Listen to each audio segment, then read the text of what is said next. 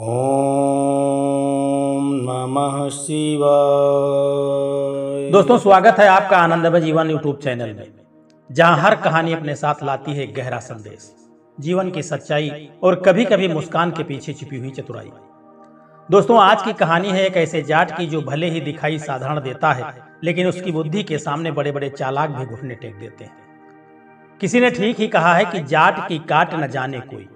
उसकी बातों में भले ही सादगी हो, पर हर शब्द तीर की तरह दिल को चीर देता है। तो चलिए चलते हैं एक ऐसे सफर पर जहां हंसी भी है और सीख भी है और जीवन के अनुभवों की गहरी सच्चाई भी है। यह है केवल आनंदमय जीवन में। दोस्तों, आइए कहानी को शुरू करते हैं। दोस्तों, बहुत पुराने समय की बात है। रामपुर नाम के गांव में सदानंद नाम का एक जाट रहा करता था। पूर्वजों की जमीन पर खेती बाड़ी का काम करके वह अच्छी तरह से अपने जीवन को व्यतीत कर रहा था। गांव के लोगों की नजरों में वह जाट बड़ा ही संपन्न और बड़ा ही खुशहाल था, पर अंदर की हालत तो वे दोनों पति पत्नी ही जानते थे कि उनके ऊपर क्या बीतती है। पैसे की कमी हमेशा उन्हें अखरती थी, पर वह बाहर के लोगों को सिर्फ यही दिखावा करते थे कि उनके घर में किसी तरह की कोई कमी नहीं है, हर चीज है उनके पास। सदानंद यूं तो बड़ा भोला भाला आदमी था, पर उसकी बुद्धि बड़ी तेज थी।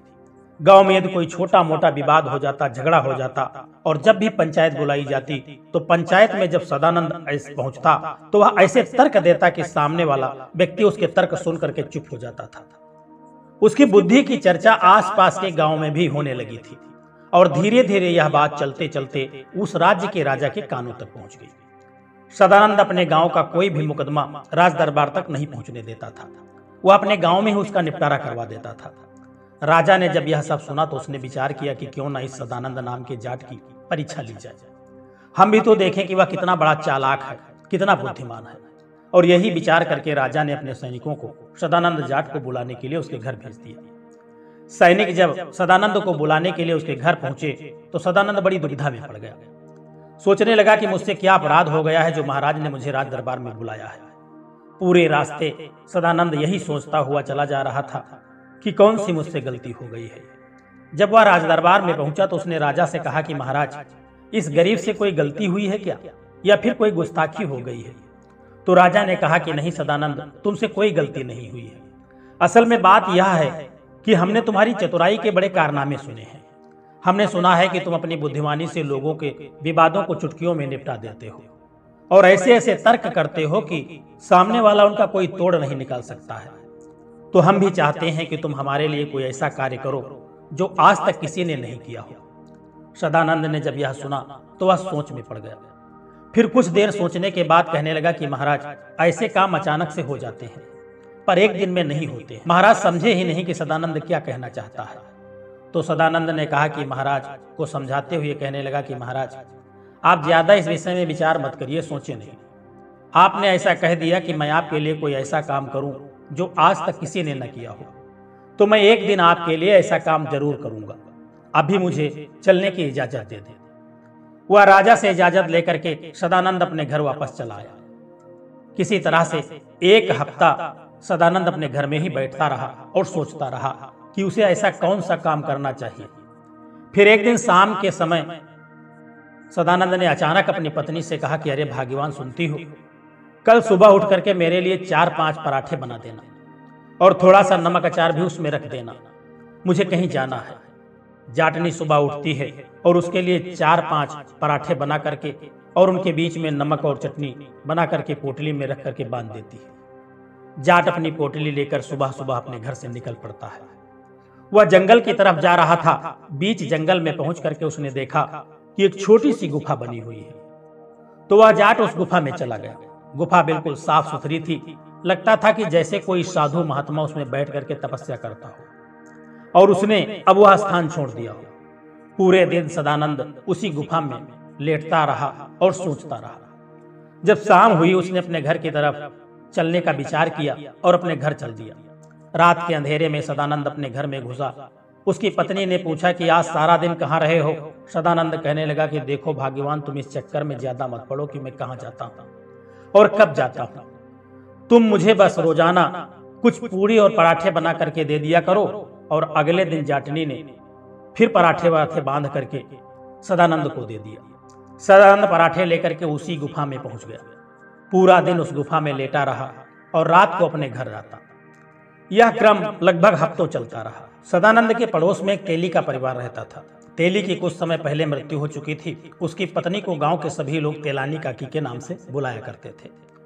वह तेलानी काकी जो थी, सदानंद के परिवार में आना जाना उसका लगा रहता था।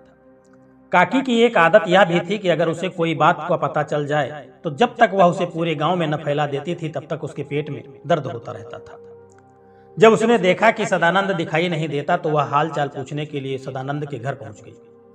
सदानंद उसी समय घर में घुसा ही था कि काकी पूछने लगी, अरे बेटा, आजकल दिखाई नहीं देते हो, कहां से आए हो? सदानंद कहने लगा, काकी बस पूछो मत, मैं क्या तुम्हें बताऊं, तुम तो पूरे गांव में फैला करके तब आओगी। काकी कहने लगी, नहीं बेटा, विश्वास करो, मैं किसी से नहीं कहूंगी। आज तक तुम्हारे घर की बात कभी किसी से मैंने कही है क्या, जो अब कहूंगी? काकी, अब तक तो आपने नहीं कही तो, पर आगे का कोई हमको विश्वास नहीं है, क्योंकि बात ही कुछ ऐसी है।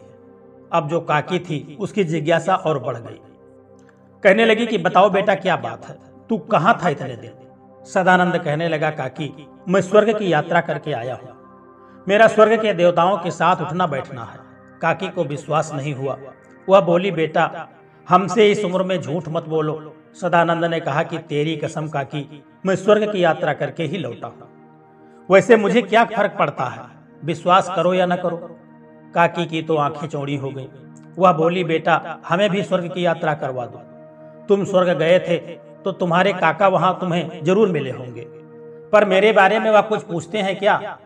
अब सदानंद हंसते हुए कहने लगा कि काकी, काका तो वहां बड़े मजे में हैं और पूछ रहे थे क्या तुम्हारी काकी अभी भी चुगलियां करती हैं। काकी ने जब यह सुना तो अपना बुरा सा मुंह बना लिया और कहने लगी कि देख ले बेटा, मरकर भी स्वर्ग में बैठ गया है, पर मेरी बुराई करना अभी भी उसने नहीं छोड़ा है। वैसे मुझे यह तो बता कि तेरे काका मुझे याद करते हैं कि नहीं? सदानंद ने कहा, काकी, वह बोल रहे थे कि अगली बार काकी को साथ लेकर के आना, पर मैंने मना कर दिया। काकी ने कहा, क्यों मना क्यों कर दिया? जवाब दिया कि काकी, तुम्हें तो ही पता है स्वर्ग जाने में बड़ा पैसा लगता है। काकी ने कहा, तो हमें बताना कितना पैसा लगता है, मेरे घर में पैसे की कोई कमी नहीं है। सदानंद ने इधर उधर देखा और कहा कि अरे काकी, दीवारों के भी कान होते हैं, जरा धीरे से बोलो, कहीं कोई और न सुन ले। वैसे भी मुझे तुम पर विश्वास नहीं है। पहले तुम मेरी कसम खाओ कि तुम गांव में किसी और को तो नहीं बताओगी हमारी इस स्वर्ग की यात्रा के बारे में। काकी ने कहा कि नहीं बेटा, किसी को नहीं कहूंगी। आज तक कोई बात मैंने कही है क्या? यह सुनकर के सदानंद हंसते हुए कहने लगा कि काकी, आज तक तो नहीं कही, पर मैं तुम्हें बता देता हूँ, इसमें 400 सोने के सिक्के का खर्चा आएगा। काकी अपने घर गई और 400 सोने के सिक्के ला करके सदानंद के हाथ में रख दिए और कहने लगी कि बता बेटा, कब लेकर के जा रहा है स्वर्ग की यात्रा के लिए? सदानंद ने धीरे से कहा, यह सब करने में समय लगता है, मुझे भगवान के दूतों से बात करनी पड़ेगी कि वह अगली बार यात्रा के लिए कब लेकर के जाएंगे। काकी निश्चिंत होकर के अपने घर चली गई। 2-3 दिन तक ऐसे ही यह क्रम चलता रहा। सदानंद सुबह चला जाता उस गुफा में और पूरा दिन वहां लेटा रहता और रात को वापस आ जाता। उधर राजा की चिंता बढ़ती चली गई। सदानंद को कहे हुए 2 हफ्ते बीत चुके थे, लेकिन अभी तक उसने ऐसा कोई काम करके नहीं दिखाया था। सो इसलिए उन्होंने सिपाहियों को सदानंद को बुलाने के लिए भेज दिया। सिपाही सदानंद को बुलाने के लिए जब सदानंद के घर के पास पहुंचे तो जो काकी थी वह मिल गई। उन्होंने काकी से पूछा कि काकी, सदानंद घर पर है क्या? जवाब दिया, हुजूर, आजकल वो घर में कहाँ रहता है? सैनिकों ने पूछा, कहाँ रहता है? काकी चुप रहने की बहुत कोशिश कर रही थी, पर उसके पेट में एक अजीब सा दर्द रहता था जो चुप कहाँ रहने देता था। काकी तो थी, उसने बता ही दिया, सदानंद तो आजकल स्वर्ग की यात्रा कर रहा है, अभी 2 दिन पहले ही लौटा था यात्रा से और अब मुझे लेकर के जाएगा, सो उसकी तैयारी में लगा हुआ है। सैनिकों ने जब यह सुना तो उसने जाकर के अपने साथी को बताया। अब तो दोनों के मन में चलने लगा कि हमें भी स्वर्ग जाना है। दोनों जाकर के काकी से मिले। काकी, किसी तरह से हमें भी स्वर्ग की यात्रा करवा दो, सदानंद से कहो कि वह हमें भी अपने साथ लेकर के चले। काकी बेचारी मजबूर हो गई। सदानंद जब रात को अपने घर आया तो काकी सिपाहियों के साथ पहले से ही उसके घर में ताक लगाए बैठी हुई थी। सदानंद को देखते ही काकी कहने लगी, बेटा, मैंने गलती से इन सैनिकों को बता दिया कि हम स्वर्ग की यात्रा करने जा रहे हैं, तो यह भी हमारे साथ स्वर्ग जाना चाहते हैं। सदानंद कहने लगा, तुम कहती हो तो ठीक है, हम इन दोनों को लेकर के चलेंगे, पर अब याद रखना आप किसी और को मत बता देना, नहीं तो सब चलने की जिद करने लगेंगे। काकी कहने लगी, नहीं बेटा, अब मैं किसी से नहीं कहूंगी। दोनों सिपाही हाथ जोड़ करके सदानंद से कहने लगे कि सदानंद, हमें भी अपने साथ स्वर्ग की यात्रा पर ले चलो, जीते जी हम स्वर्ग देख लेंगे। सदानंद कहने लगा कि देखो भाई, इसमें बहुत पैसा लगता है। सिपाहियों ने पूछा, कितने पैसे लगते हैं, हमारे पास कोई पैसों की कमी थोड़ी है। सदानंद कहने लगा, दोनों के 2-2 हजार सोने के सिक्के लगेंगे। दोनों सिपाही अपने घर गए और 2-2 हजार सोने के सिक्के निकाल करके सदानंद को दे दिया और कहा कि सदानंद, बस तुम अब स्वर्ग की यात्रा की तैयारी करो। सदानंद ने कहा कि भाइयों, पहले बता देता हूं, इस समय यह सब करने में समय लगेगा। मुझे भगवान के दूतों से बात करनी पड़ेगी, वे ज्यादा लोगों को लेकर नहीं जाते हैं, इसलिए पैसे दे करके उन्हें मनाना पड़ेगा। यह सब सुन करके जो सैनिक थे राजा के, वह राजी हो गए और राजमहल में वापस लौट गए। इसी तरह से 1 हफ्ता और बीत गया। इधर जब काकी को सदानंद दिख जाता तो वह पूछ लेती कि बेटा, कितना समय और लगेगा स्वर्ग की यात्रा में। तो सदानंद उसे समझा देता कि काकी, स्वर्ग के दूतों से बात चल रही है, तो वह बेचारी चुप हो जाती। इधर एक सैनिक ने अपने मन में विचार किया, यह बात अगर हम महाराज को बता दें तो हमें बहुत सारा इनाम मिल सकता है, महाराज को हमारी वजह से स्वर्ग की यात्रा करने का अवसर मिल जाएगा।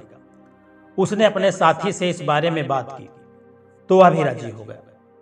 एक दिन उन्होंने राजमहल में राजा को जाकर के बता दिया कि महाराज, सदानंद दरबार में इसलिए उपस्थित नहीं हो रहा है क्योंकि आजकल वह स्वर्ग की यात्रा करके लौटा है और अब काकी और हमें ले जाने के लिए फिर से उसी तैयारी में लगा हुआ है।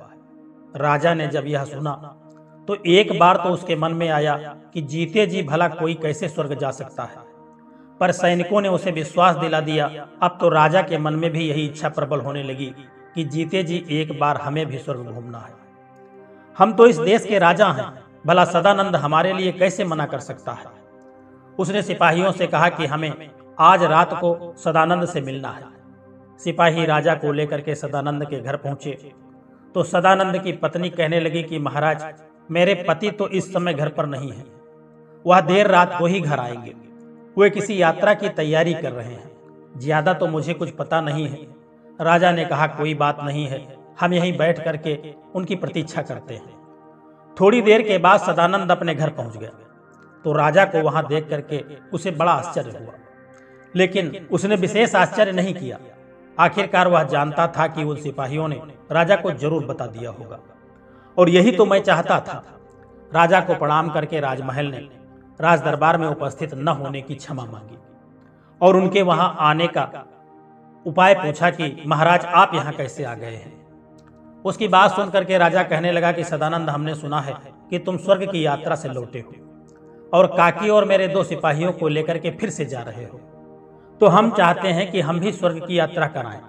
सदानंद कहने लगा, महाराज, भगवान के दूत नाराज हो जाएंगे और मुझ पर चिल्लाएंगे कि अब तुम इतने सारे लोगों को भी स्वर्ग लेकर के जाओगे।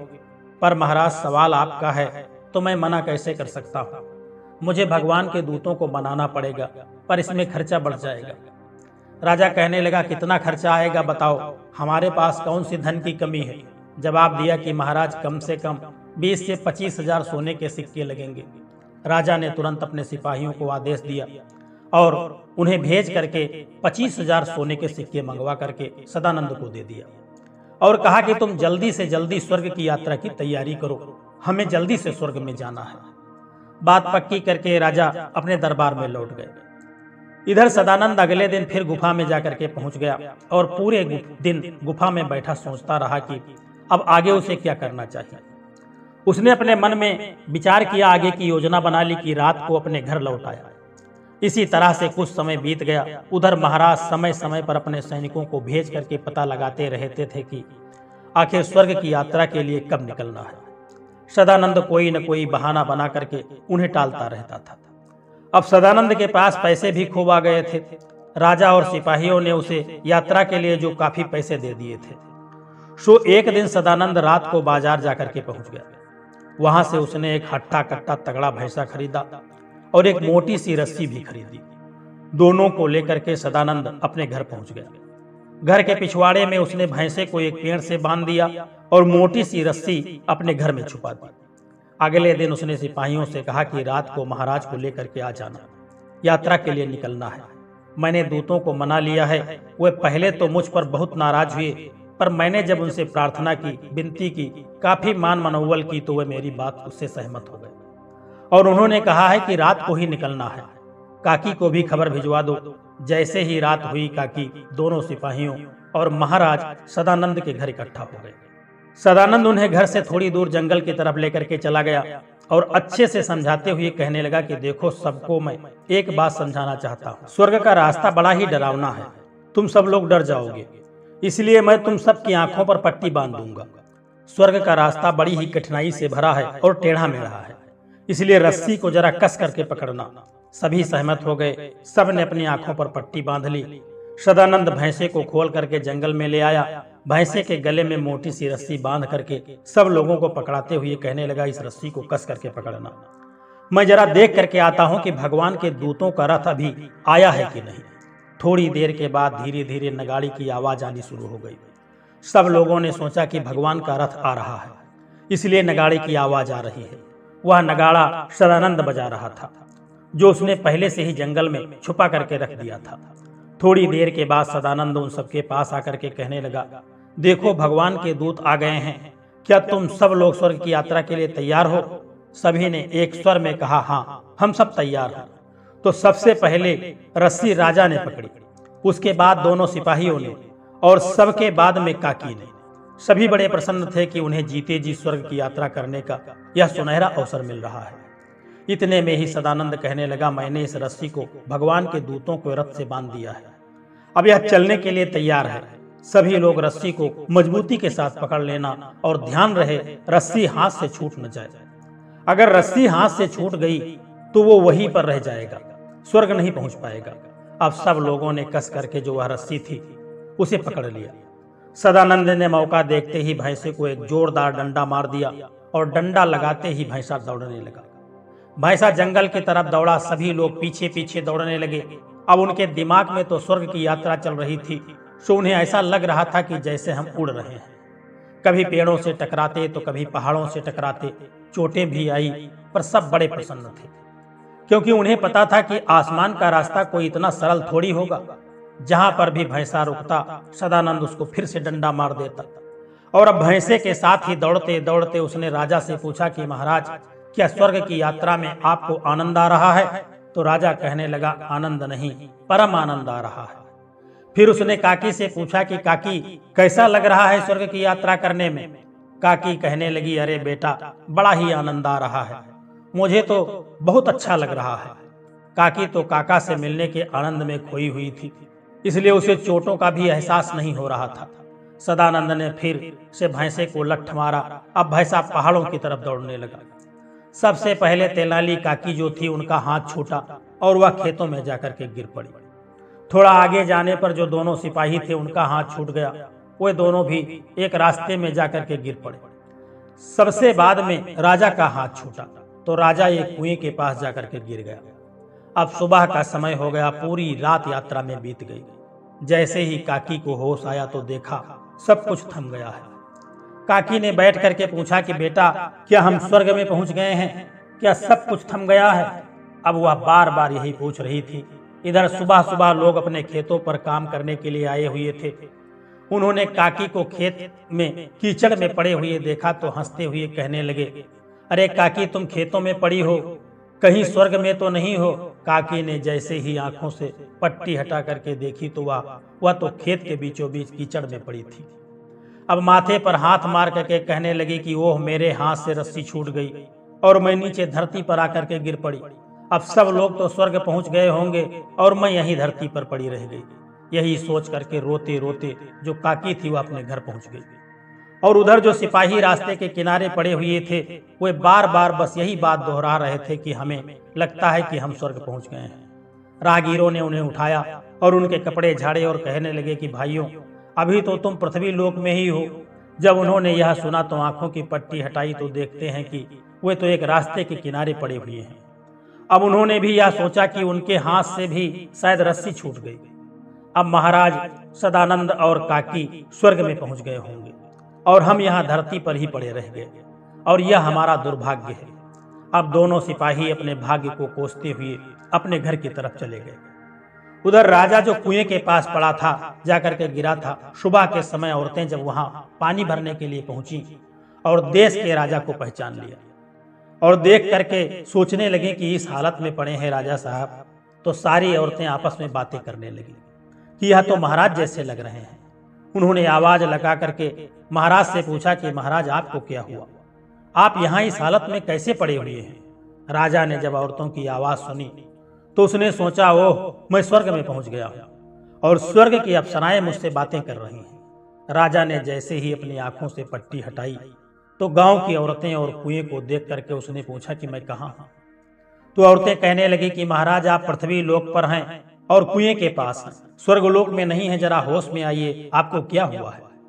अब राजा को तो बड़ी शर्म आ रही थी। उन्हें लगा कि मेरे हाथ से रस्सी छूट गई और मैं पृथ्वी पर गिर पड़ा। अब तक तो काकी दोनों सिपाही स्वर्ग पहुंच गए होंगे और मैं देश का राजा होकर के यहाँ कुएं के पास पड़ा हूँ। छी छी, कैसी शर्मिंदगी की बात है। महाराज के कहने पर एक घोड़े का प्रबंध किया गया। घोड़े पर बैठ करके राजा फटे हाल राज दरबार में जाकर के पहुंच गया और राज दरबार में पहुंच करके उन्होंने सबसे पहले नहा धो करके अपने वस्त्र बदला। फिर अपने सिपाहियों को सदानंद के घर भेजा कि जाओ सदानंद को बुला करके लाओ। सिपाही सदानंद के घर पहुंचे तो सदानंद की पत्नी ने कहा, वे तो महाराज के साथ ही गए थे, अभी तक नहीं आए हैं। महाराज कैसे आ गए? यह सुनकर के सिपाही जो थे वह उल्टे पांव राज दरबार में जाकर के पहुंच गए और राजा को सारी बात बताई कि महाराज अब अपने मन में विचार करने लगे कि हो न हो मेरे हाथ से रस्सी छूट गई और मैं नीचे गिर गया। और सदानंद उन लोगों को लेकर के स्वर्ग में पहुंच गया। थोड़ी देर में वही सिपाही जो राजा के साथ गए थे वे राज दरबार में फिर से पहुंच गए।